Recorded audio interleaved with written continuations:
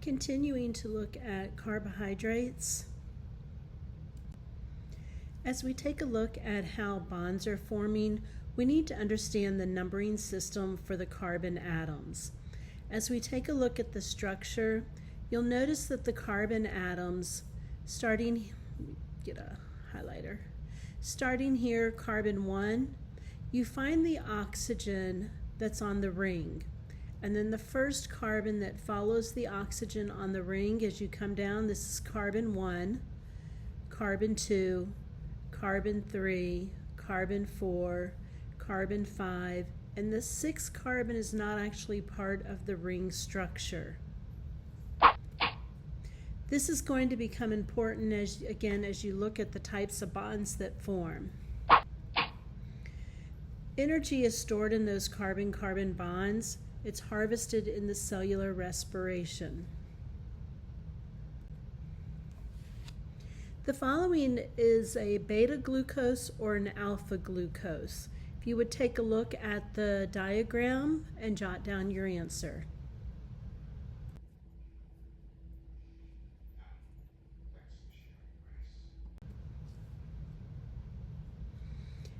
Disaccharides, like monosaccharides, they're sugars. Remember, saccharide means sugar. Di means two, so two monosaccharides are going to join together. 3 common examples that you guys need to know. Maltose is a combination of 2 alpha glucose molecules. So when 2 alpha glucose molecules bond together, we make maltose. Sucrose is a combination of an alpha glucose and a beta fructose. And then lactose is a glucose molecule bonding with a galactose. Again, these are 3 examples that you guys need to know. When the disaccharides are joining together, they're joining monosaccharides together to bond. That is known as a condensation reaction. Again, you're looking at your hydroxide groups. There's one here and one here. They have to line up with one another, and then the hydrogen of one hydroxide combines with the hydroxide of the other. They're going to form a water molecule. The forming of that water molecule to allow these 2 monomers to bond together, that's what's known as a condensation reaction. And then combining the 2 monomers, they're going to form what's known as the glycosidic bond. So your condensation reactions, 2 hydroxyl groups line up alongside each other. One combined with a hydrogen atom and the other is going to combine with that hydroxyl group to form a water molecule. This allows an oxygen bridge to form between the 2 molecules to allow for that disaccharide bond to form. The bridge, or the bond between the monosaccharides, is known as the glycosidic bond. There are many hydroxyl groups. They're in a large number, so it's possible to have multiple disaccharides forming. The shape of the enzyme controlling the reaction determines which hydroxyl group is going to come alongside to line up together.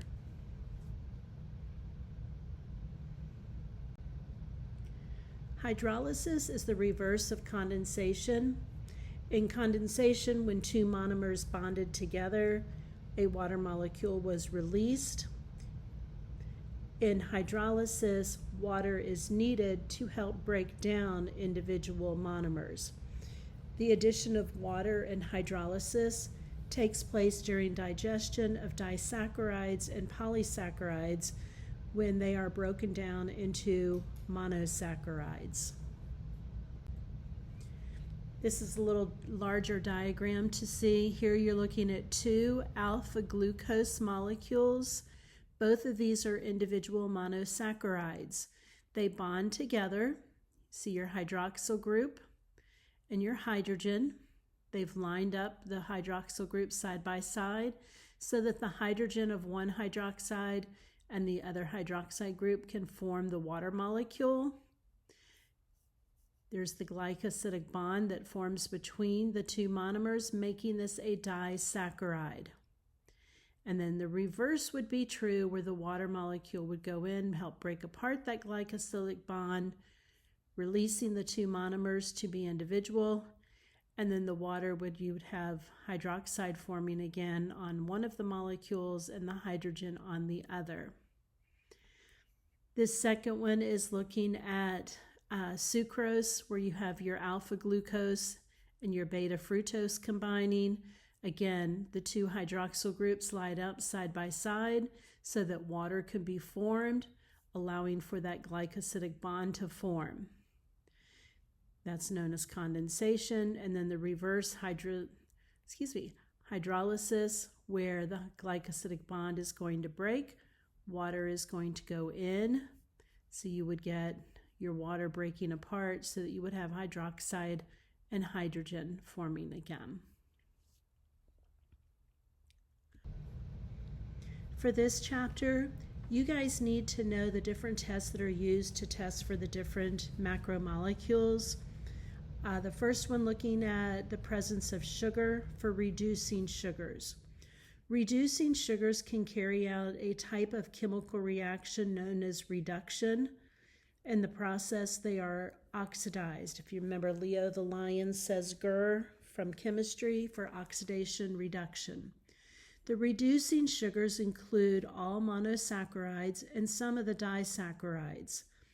The common non-reducing sugar is sucrose. When you're testing for the presence of reducing sugars, you use Benedict's solution. The Benedict solution is a nice blue color, and when it comes in contact with a reducing sugar, it's going to produce this brick red color. And you'll notice when you look at the partial chemical reaction, the copper, which is found within the Benedict solution, changes from a +2 charge to a +1 charge. It's going to go through the reaction. It starts as a blue color. It can gradually turn green, yellow, orange to this reddish brown color. Sometimes we call that a brick red color. The substance that's turning the color change is going to form an actual precipitant. PPT, remember, is a precipitant that forms.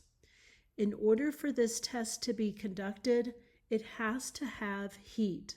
So when you are testing for reducing sugars or even non-reducing sugars, you're using Benedict's solution, and it must be done with heat for the reaction to show. The Benedict's reagent has to be in excess in order to react with all of the sugar present, and then the intensity of that red color is going to be based on the concentration of the sugars. This allows you to obtain a semi-quantitative data, meaning you could take the colors that you see and look at a color chart of known colors for specific concentrations to get an idea of the concentration of the sugar that you are testing. You could also use a colorimeter for this. We also need to know what happens when we're testing for the presence of sugars and non-reducing sugars.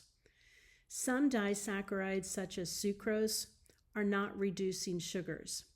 These would have a negative result in the Benedict's test. In a non-reducing sugar test, the disaccharide has to go through hydrolysis to break it down into the individual constituents or the individual monomers or monosaccharides. Again, hydrolysis is the process where this would occur. To get hydrolysis to start this reaction, hydrochloric acid would need to be added to the sugars. The constituent monosaccharides would be reducing sugars, and their presence could then be tested for the Benedict's test after the acid has been neutralized. To neutralize the acid, sodium hydroxide solution would need to be added. Then we would add the Benedict's solution.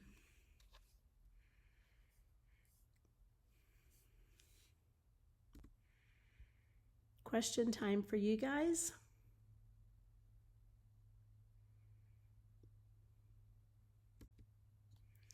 Polysaccharides, poly, remember, means many.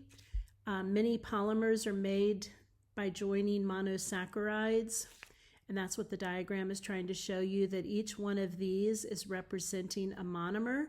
They've been combined together, several of them, to give us a polysaccharide. They're made by condensation reactions. Again, a glycosidic bond is going to form between them, releasing that water molecule. The final molecule could be several thousand monosaccharides long, forming what's known as a starch, a glycogen, or cellulose. All polymers of glucose, so a bunch of glucose molecules all bonded together.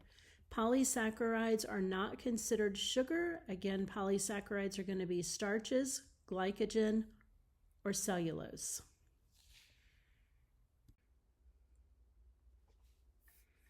Polysaccharides form from monosaccharides bonding together in a condensation or dehydration synthesis reaction. Glucose is not able to accumulate in the cell. If glucose dissolved, it would affect the osmotic pressure of the cell. Glucose is also a reactive molecule which could interfere with the cell's chemistry. To avoid glucose from accumulating, it's converted to a storage polysaccharide. The storage polysaccharides are compact, inert, and insoluble. In animal cells, they're stored as glycogen, and then in plant cells, they're stored as starch. When needed, glucose can be quickly made available by enzyme-controlled reactions. Question time for you.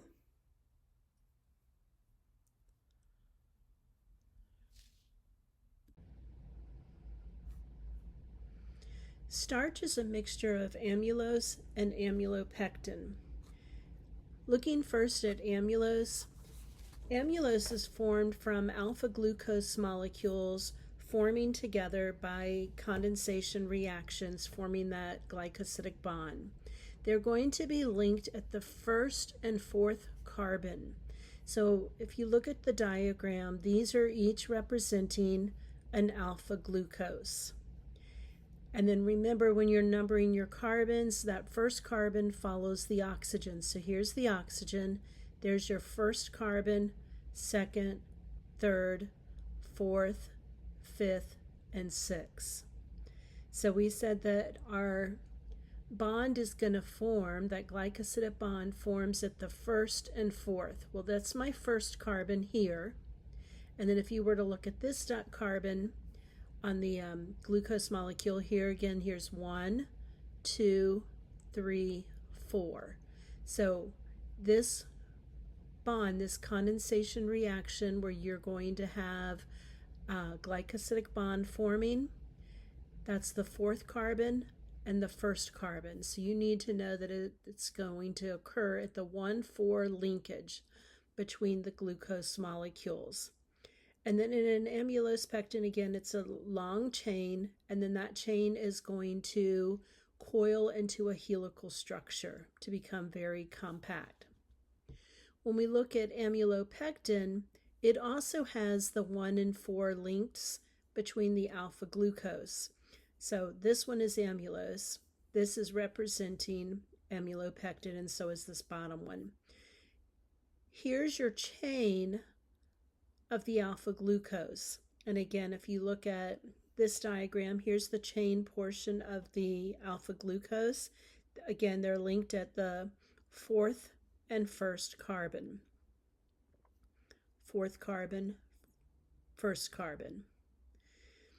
But then you also have a linkage of 1 and 6 that's going to be branched.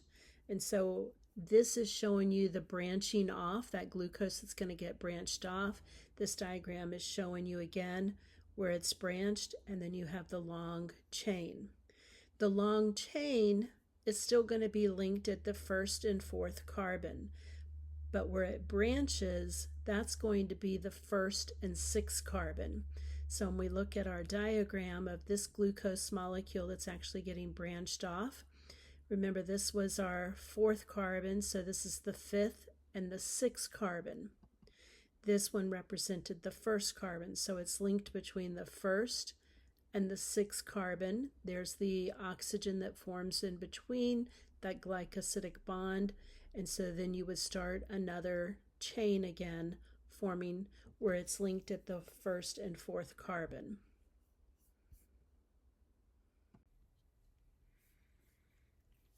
Amylose and amylopectin molecules build up to relatively large starch grains, commonly found in the chloroplast, and storage organs such as a potato, tubers, or seeds of cereals and legumes. They're easily seen with a light microscope, especially if they've been stained, but you will not find starch molecules in animal cells.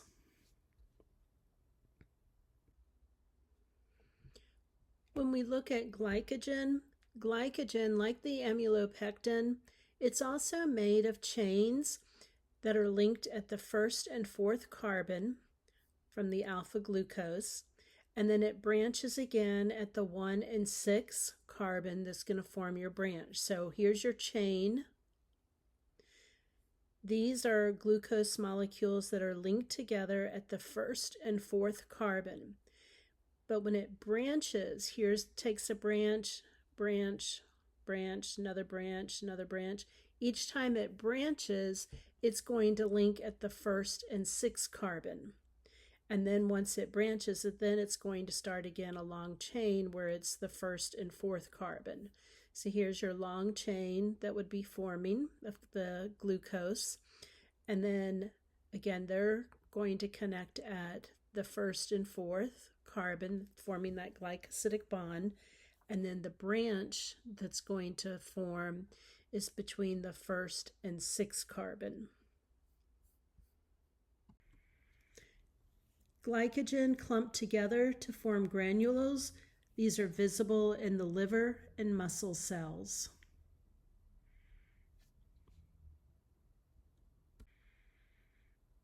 Two more questions if you'll take a moment to answer those.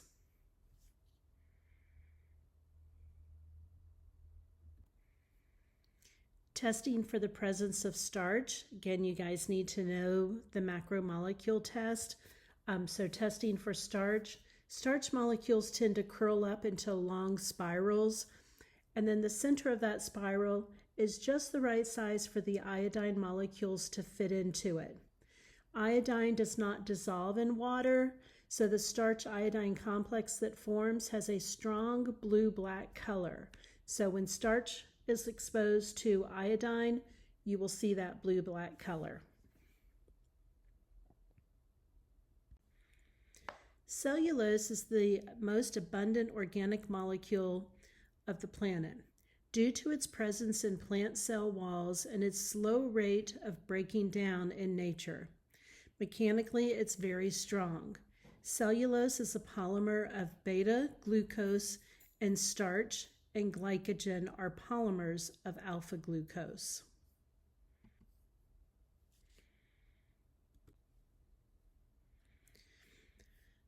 Since the hydroxyl group on carbon 1 of a beta-glucose is above the ring, it must flip 180 degrees to form a glycosidic bond with carbon atom number 4, where the hydroxide is below the ring. And in the diagram, what they're showing you is that one of these carbons has completely flipped in order to allow the hydroxyl groups to line up, because remember, when monomers bond, they need to have the hydroxyl groups lining up together.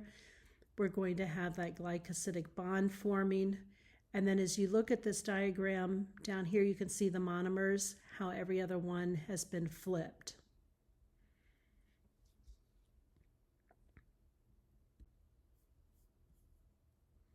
There are approximately 60 to 70 cellulose molecules cross-linking to form microfibrils. They're held together as fibers by hydrogen bonds. Cellulose makes up about 20 to 40% of the cell wall, It has a high tensile strength, almost that of steel. The fiber arrangement determines the shape of the cell. And then cellulose fibers are freely permeable, allowing water and solutes to reach or leave the cell surface membrane.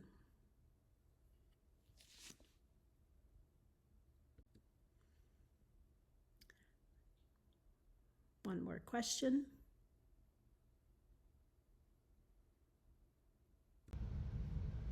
Looking at dipoles and hydrogen bonds, an unequal distribution of charge is called a dipole. When we look at the water molecule, the hydrogens have this partial positive charge.